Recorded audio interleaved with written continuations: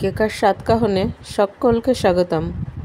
আশা করি তোমরা সবাই খুব ভালো আছো, আমরাও ভালো আছি।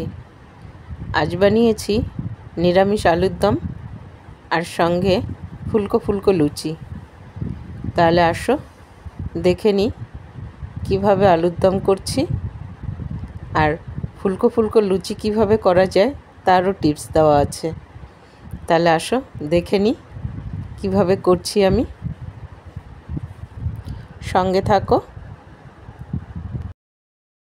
আলুর দম করার জন্য এখানে মিডিয়ামের থেকেও একটু ছোট সাইজের যে আলুগুলো হয় সেগুলোকে মধ্যেখানে কাট করে সুন্দর করে আমি ভেজে নিচ্ছি লালচে রং ধরিয়ে। দেখো আলু আমার সব ভাজা হয়ে গেছে সুন্দরভাবে। এখন এগুলোকে আমি তুলে নেব। আর কিছু আলুর দমের জন্য মশলা লাগবে, সেগুলোকে আমি রেডি করে নিয়েছি। একবার সেটাকেও তোমাদেরকে দেখিয়ে দিই।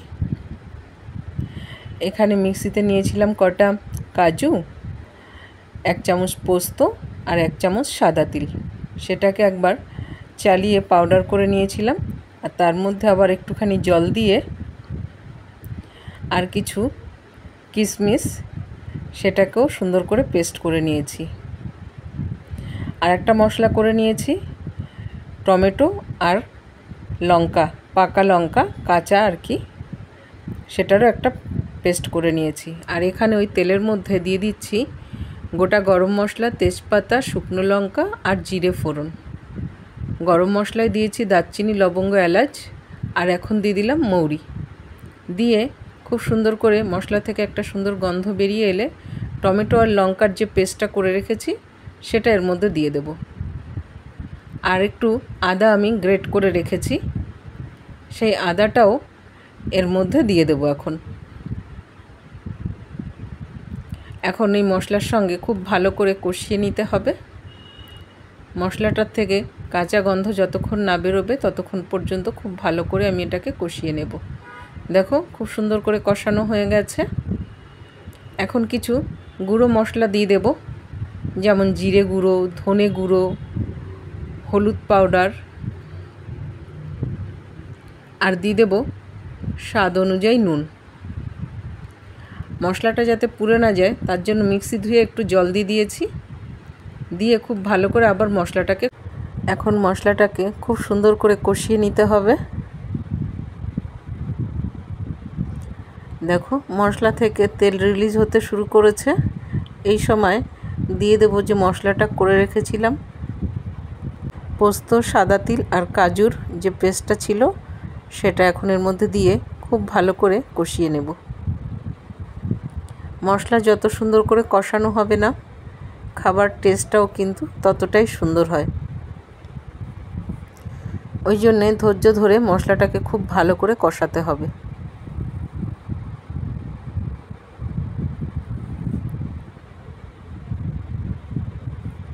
মশলা খুব সুন্দর করে কষানো হয়ে গেছে।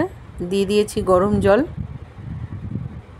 গরম জল দিয়ে খুব ভালো করে গ্রেভিতে জাল তুলে নিতে হবে।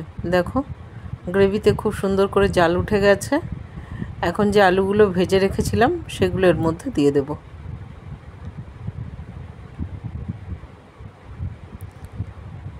আমি জলটা একটু বেশি দিয়েছি কারণ আলু পুরো জল টেনে নেবে, যার জন্য। এখন ঝোলের সঙ্গে আলুকে খুব ভালো করে জাল করে নিতে হবে, যাতে আলুর মধ্যে মশলার সমস্ত গুণাগুণ ভেতরে প্রবেশ করে। এখন দিয়ে দিলাম কসুরি মেথি, দিয়ে আবার খুব ভালো করে মিশিয়ে নিতে হবে। এইভাবে না আলুর দম করলে খেতে কিন্তু বেশ লাগে। ঘরে কিন্তু একবার অবশ্যই ট্রাই করো। স্বাদকে ব্যালেন্স করার জন্য দিয়ে দিয়েছি চিনি, আর এখন দিয়ে দিচ্ছি ঘি। এখন ভালো করে মিশিয়ে নেব। এর সঙ্গে তুমি না লুচি, পরোটা, নান যে কোনো কিছুই সার্ভ করতে পারো, খেতে বেশ লাগে। দিয়ে দিলাম গরম মশলা, দিয়েও আর একবার নেড়ে চেড়ে নেব। দেখো কালারটা কত সুন্দর হয়েছে। দেখতে যদি যতটা সুন্দর হয়েছে না, খেতেও ঠিক ততটাই সুন্দর হয়েছে। একটু ঝোল ঝোল রয়েছে মনে হচ্ছে, কিন্তু কিছুক্ষণ পরে না এটা অনেকটা গাঢ় হয়ে যাবে।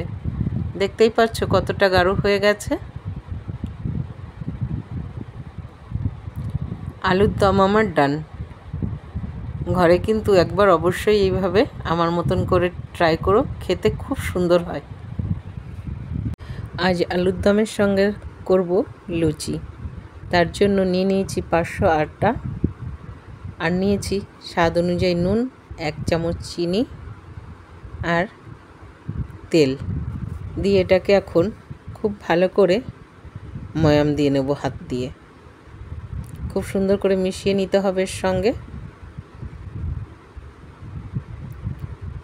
ততক্ষণ পর্যন্ত এর সঙ্গে মিশাতে থাকবো যতক্ষণ এরকম একটা হাতে দলা না পেকে যাচ্ছে।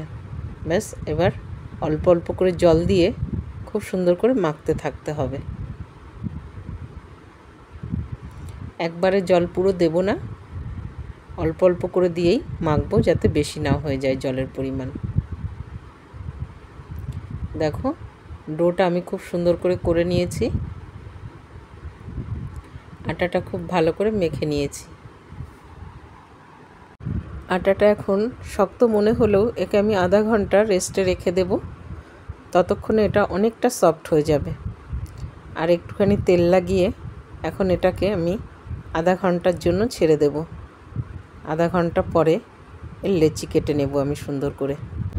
সমস্ত লেচিগুলোকে আমি কেটে নিয়েছি, আর লেচির সাইজটা একটু বড় রেখেছি, তাতে লুচিটা অনেকক্ষণ সফট থাকে। আর এদিকে আমি একটা ছোট্ট লুচি প্রথমে ভেজে নেব, দেখব তেলের টেম্পারেচারটা ঠিক আছে কি না। লুচি ভাজার জন্য না তেলের টেম্পারেচারটা ঠিক থাকা খুব প্রয়োজন, নাহলে লুচি ভালো ফোলে না। দেখো একদম ফুলকো ফুলকো লুচি ফুলে গেছে।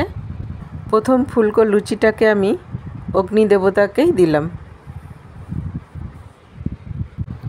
একটা লুচিও তোমাদেরকে বেলে দেখিয়ে দিচ্ছি। দেখো খুব সুন্দর করে একদম রাউন্ড শেপে বেলা হয়ে যাবে।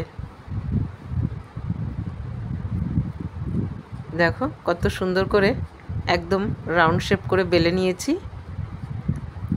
আর লুচি না আমরা সব সময়ের জন্য আটাতে করি, কারণ তাহলে ওটা খুব হেলদি হয়।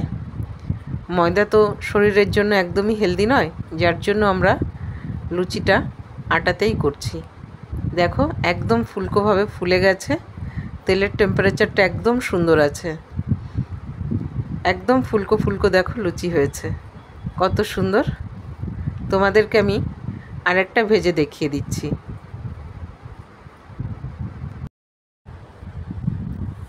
দেখো এই লুচিটাও খুব সুন্দরভাবেই ফুলে যাবে। আর লুচি ভাজার সময় যদি ফুলকো ফুলকো এরকম লুচি ভাজা হয়, তাহলে বেশ বারবার ভাজতে ইচ্ছা করে, তাই না? দেখো কত সুন্দর করে এটাও ফুলে গেছে, একদম ফুলকো, খুব সুন্দর হয়েছে। বাকি সমস্ত লুচিগুলোকেও ঠিক এইভাবেই ভেজে নেব আমি, একদম ফুলকো ফুলকোভাবে। এটাও দেখো কত সুন্দরভাবে ফুলকো ফুলেছে, একদম ফুলকো ফুলকো লুচি। সব এইভাবেই আমি ভেজে নেব বাকিগুলোকেও। এখন আমি প্লেটিংটা করে নেব। এই আলুর দমের সঙ্গে লুচি চাইলে ব্রেকফাস্টেও সার্ভ করা যায়, ডিনারেও সার্ভ করা যায়। তোমাদের যখন ভালো লাগে তোমরা তখন নিতে পারো। দেখো আমি খুব সুন্দর করে আলুর দমকে লুচির সঙ্গে সার্ভ করে নিচ্ছি। দেখো ফুলকো ফুলকো লুচি প্রতিটাই খুব সুন্দর করে ভাজা হয়েছে। লুচিগুলোও খুব সুন্দর করে আমি সার্ভও করে নিলাম। লুচিগুলো দেখতে হয়েছে খুবই সুন্দর, আর আলুর দমও, দুটোই ভীষণ টেস্টি। তোমরা কিন্তু অবশ্যই ট্রাই করো। বাবু লুচি আর আলুর দম করেছি, খেয়ে বলো তো কেমন হয়েছে। লুচি আর আলুর দম, হ্যাঁ লুচি আমাদের পরিবারের প্রত্যেকের খুব প্রিয় খাদ্য। প্রত্যেকের, আমাদের ফুল টোটাল ফ্যামিলি, পালবাড়ির সবার খুব প্রিয় খাদ্য লুচি। আর লুচি আলুর দম তার তো জবাব নেই। ফুলকো লুচি আর নিরামিষ আলুর দম। হ্যাঁ নিরামিষ আলুর দম।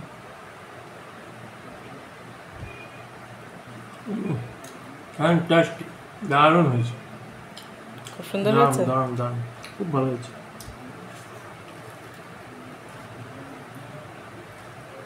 লুচি আলুর দমের তুলনা হয় না। আর আলুর দমটাও খুব ভালো হয়েছে, লুচি তো ফুলকো, ভেরি নাইস।